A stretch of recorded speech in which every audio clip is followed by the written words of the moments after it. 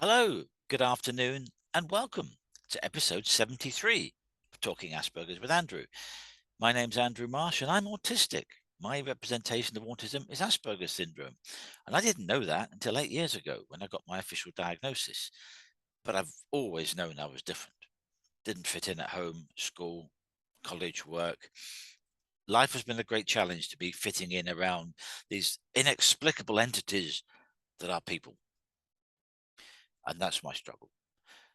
I used to be a geologist and not fitting in particularly well in some instances there. But what I do now is I work with employers to help them better manage people like me, autistic people, people with Asperger's in their businesses. Because communication and instructions and how we ask people to do things for us when we're leaders and managers, that communication level we can get wrong so easily. I'm sure that without knowing whether anyone in your teams has Asperger's or autism, I'm sure you can think of situations where a communication between a manager and you or a team member has gone wrong for some reason, because either the manager didn't make themselves clear, the person wasn't listening, the person didn't understand, they weren't allowed to ask questions. All of these sorts of things become part of the trying to fit in, trying to understand, and trying to do the right thing. So, as I say, I now work with employers to help them better manage people like me. And today we're going to talk about a quite interesting topic, and that's being too honest. I'm going to caveat that and say this is not or shouldn't be when your girlfriend says, "Does my dress look great?" The obvious answer is yes. You know, you look wonderful, you look beautiful in that dress, and all this is about having everyday, that's slightly tongue in cheek. This is about having everyday conversations with colleagues, with managers, and not knowing what to say, or rather saying what immediately comes to mind without filtering it. And it's a great struggle for us, for certainly for me, and I know for a lot of other people who are on the spectrum. Excuse me just a moment.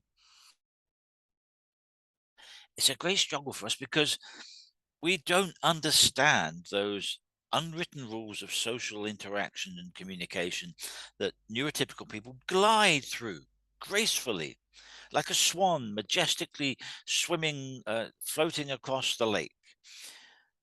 We're the drowning man, flailing arms and nearly going under and sinking, going, "Help, help, I don't know. I don't understand. Please, someone help." We don't get. We don't get it. So when someone says, "What do you think about this?" "Oh, great idea. Fantastic. Let's go ahead and do it." Yeah. The opposite will be, "Oh, no, that's dreadful. Who on earth thought of that? That's diabolical because this is going to go wrong and that's going to go wrong. It's not going to fit in with this." And they'll give you half a dozen reasons why that idea is ridiculous, is stupid. We shouldn't be doing it. What idiot thought of that? That idiot who thought of that might be your manager. So to come out and say, "That's a ridiculously stupid idea, blah, blah, blah," you're going to get people's backup. I know this because it's happened to me. I have done this so many times, and I'm now a little more diplomatic, although it's quite interesting. First company I worked for when I was a geologist, we had a Secret Santa, and I had never heard of Secret Santas. So I had to ask someone that to say, what is this all about? I don't understand this." So they explained it. I said, "Right, fine, got it." But drew the person's name out the hat of who was my victim for my Secret Santa, and off we went.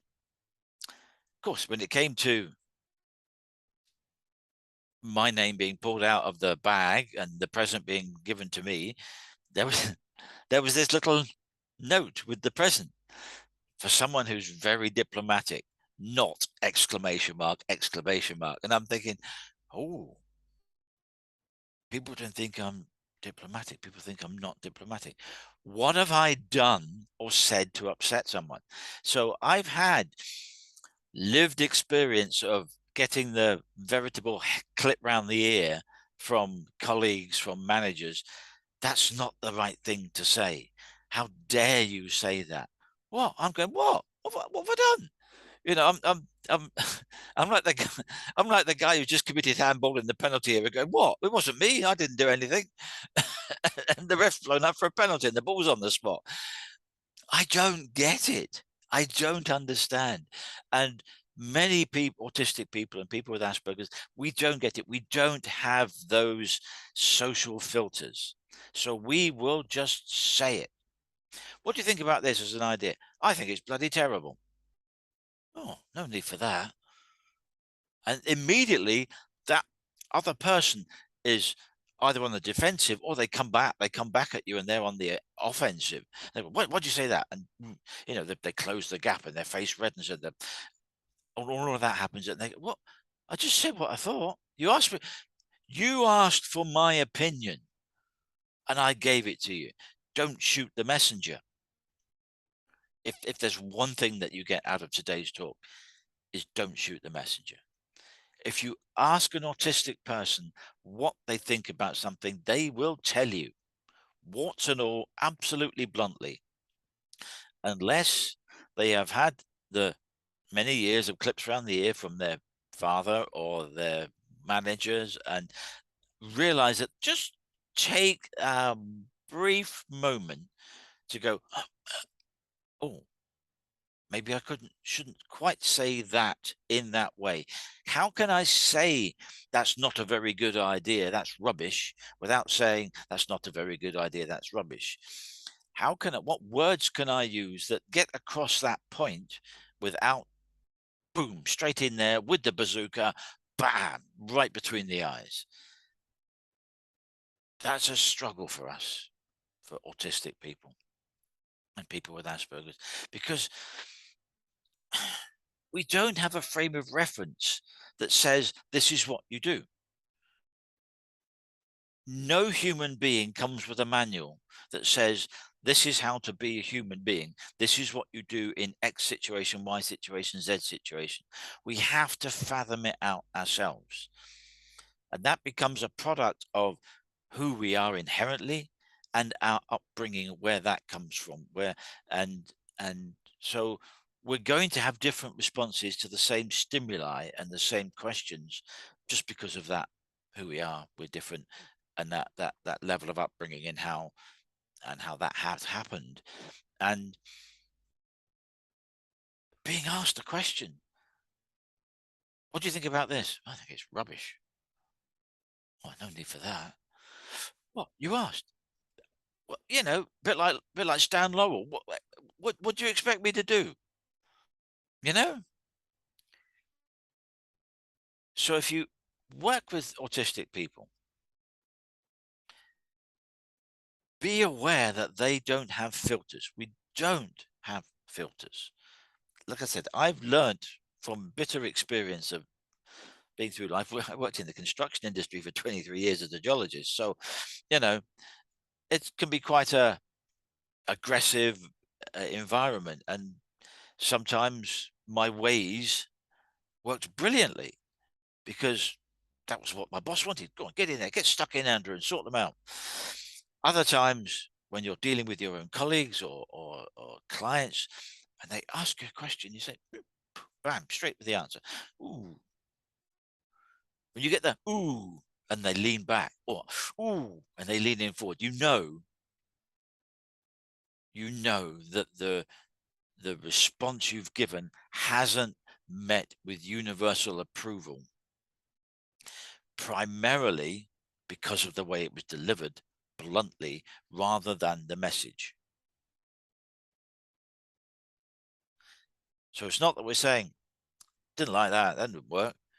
It's because we say it bluntly and forthrightly, that's what tends to get people's back up. Then they go, oh, that it's a real struggle for autistic people because we, like I said, we never got that manual.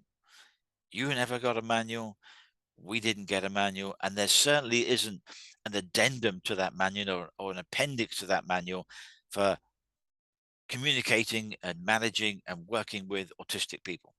That appendix doesn't exist because the manual doesn't exist. And we struggle with that simplest of things, communication. One of the reasons that happens is just because I said, we don't have filters. It's just, bam, there's a question, boom, there's an answer. Splat, right between the eyes. If you're working with someone who's autistic and you realize that they've said something undiplomatic or has caused a problem with someone else in the department, made someone go away and cry in the corner, and it's happened. I know of work colleagues who may or may not have been autistic or on the spectrum who have made secretarial staff cry because they are so bad at communicating. And that's nothing to do with neurodiversity. That's just poor managers who treat underlings like slaves. And when they've not done it right, they absolutely shout and scream and bawl and shout at them. And I have first-hand experience of some of my colleagues making secretarial staff and so-called underlings cry and run out the office because they have treated them so badly. So it's not just an Asperger's thing. It's not just an autism thing. It's a people thing. We are particularly prone to not having filters, which is why I'm having this conversation with you today. But it's a struggle. It's a struggle. And we don't know how to fix that. You know, back to the Secret Santa I had, not diplomatic, not. And obviously, my Secret Santa person was someone who knew me in the office, in the department where I worked. Or it was someone who didn't know me and they'd said to one of my colleagues, I've got secrets, I've got Andrew in the Secret Santa. What the hell do I get him? And what's he like? But I suspect it was one of my immediate colleagues, one of my immediate half a dozen colleagues, who was my Secret Santa giver. So one of them doesn't think I'm diplomatic. Could have been my boss. I might have had my boss as my Secret Santa giver. Never did find out. Never did find out because you're not supposed to. So these struggles that we have with what to most other people is a straightforward, normal act of communication. What do you think about that? Suddenly becomes a minefield of what to say to respond. And we just blurt out, I think that's terrible. Dreadful. What idiot thought of that? Well, I'm your boss and I'm the idiot that thought of it. We're going to have words about this. What? You asked me. What have I done? We don't know we've done anything wrong.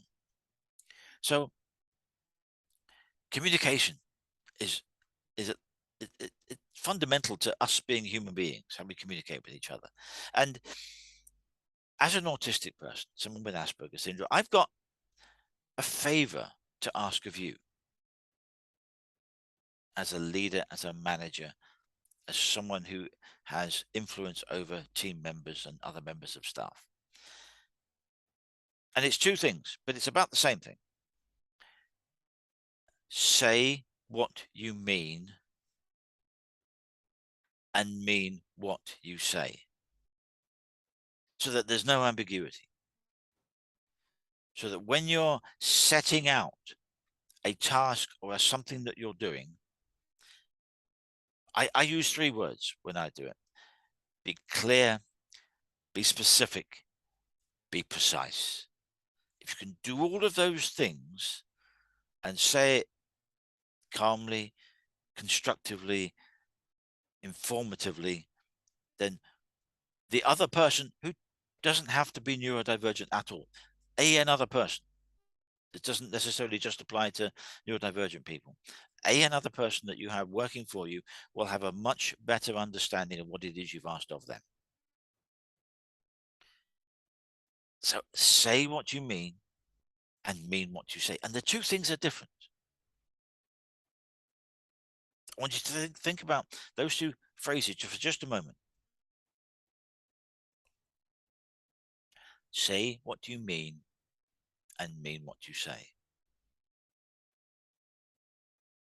Really important. What else did I say down here? Yeah, lived experience. No filters. We just don't have filters. So if you're working with autistic people, be aware that if you're going to ask them something, particularly in front of other people, whether that's other team members, whether that's the client, whether that's a director from a different department, or whatever the situation is, if you're asking an autistic person a question, be very aware of the environment in which you're asking that question, because we won't have the filter to think, oh, that's the director from a different department, or that's the client. Got to tone this down a bit, be more diplomatic, be, you know, be gentle.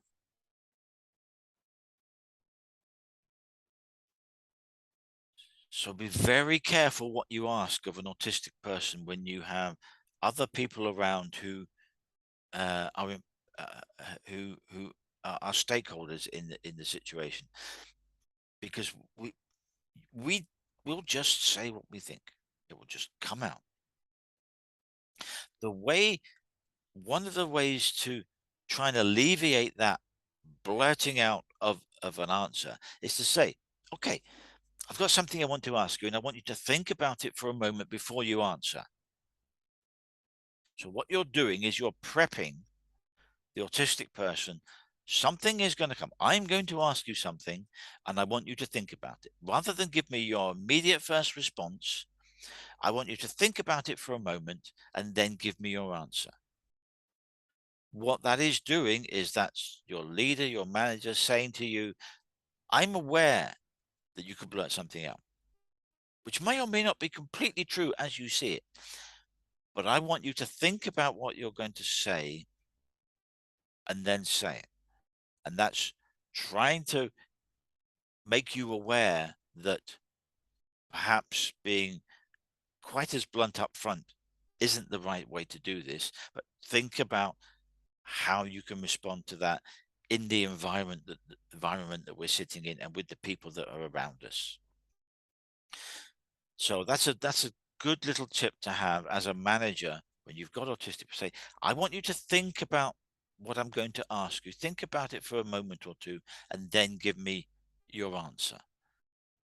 That's just making the autistic person aware that, oh, okay, they might not necessarily want the first answer, but I still need to be honest, but I just might need to think about the language that I use to respond. That's a useful way of trying to diffuse the situation before you get the bazooka right between the eyes. So that's a useful one. The other one is, and these things develop once you've built a rapport with your team members. Communication with team members and with your managers, and it's all about rapport. It's about knowing your team, knowing their individuality. This person works best in this way. This person works best in that way. That person prefers to be left alone for 2 days, but by heck, when I've go to see them at the end of the 2 days, their stuff is brilliant. Then don't interfere. Don't get in the way. If you know that they understand what you want of them, and they spend 2 days to do it, bam, when it comes back, it's exactly what you want. Then don't interrupt them. Don't, just say to them, if you've got any questions, come and see me. And they'll go off, spend the 2 days doing it, boom, comes back, and it's exactly what you wanted. There may be other people that will need gentle coercion, gentle checking in points to say, oh, can go off at tangents, this person. Let's rein them in a little bit. Let's have a little check up with them at afternoon tea break just to see how they're getting on. Are they going down the right lines? Have they understood what's going on? Are they thinking about it in the right way? So that person might need a little more checking in, a little more reassurance, and they're not trying to do something wrong. They're not trying to do something wrong. They're trying to comply and do what you wanted, but for some reason, maybe they get distracted. Maybe they have ADHD and they can get distracted by other things, or maybe they haven't quite picked up what you've said, but in the team meeting of 6 people or 10 people, they didn't want to ask the question to make themselves look stupid. So if you've got someone of that nature, then go and have a quiet chat with them. How are you getting on? Let's have a cup of tea. Sit down for 5 minutes. Everything okay? Are you comfortable with what I've asked you to do? And is it going okay? That's a good way of dealing with that sort of person who can go off on tangents, just to rein them in, guide them, nurture them, help them go about it in the right way.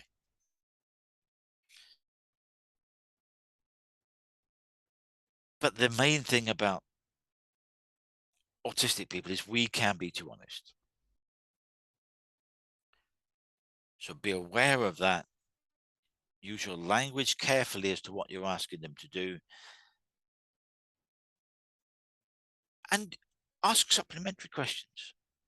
If you ask someone not to say, what do you think of this idea? And they say, I think it's dreadful. Worst thing we've done for a month.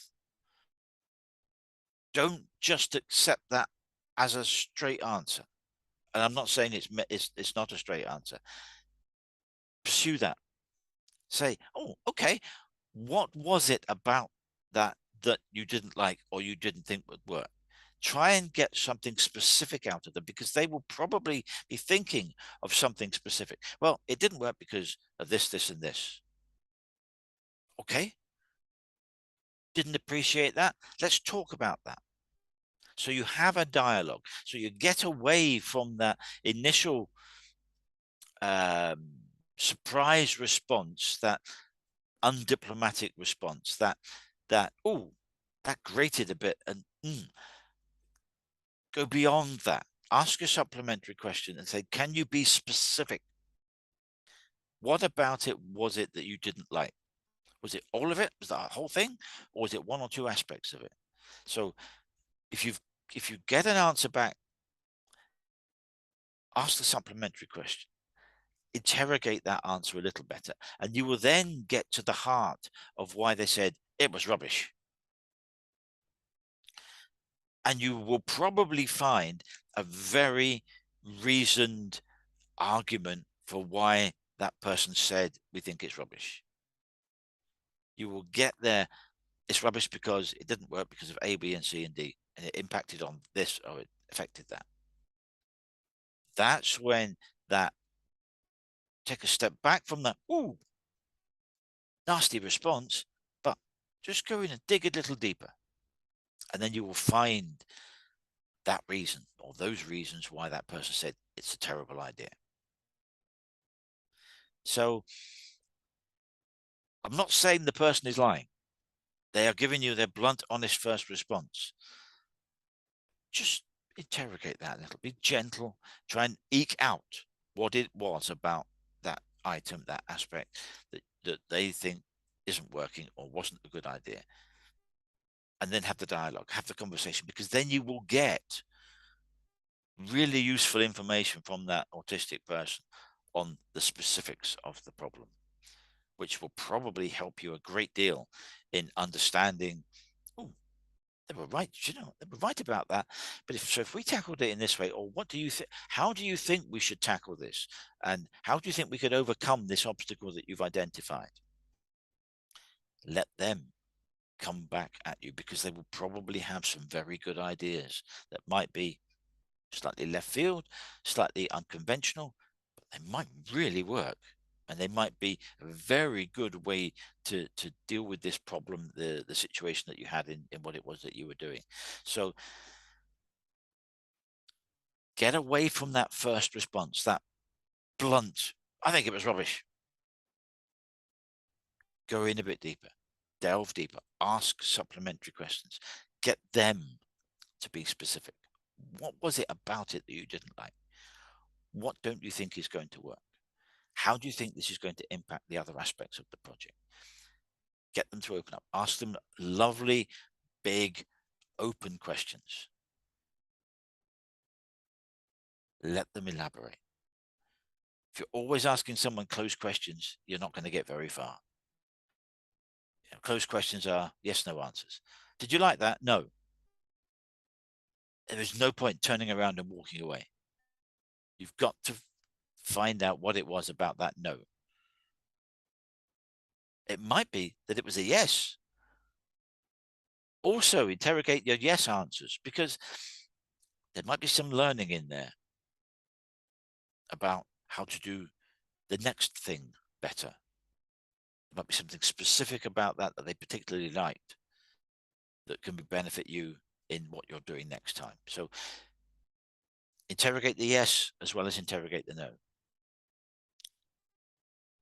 And you will then be building up the rapport with your autistic employees, so that when you come to the next time, because there will be a next time, you say, how'd you get on with that?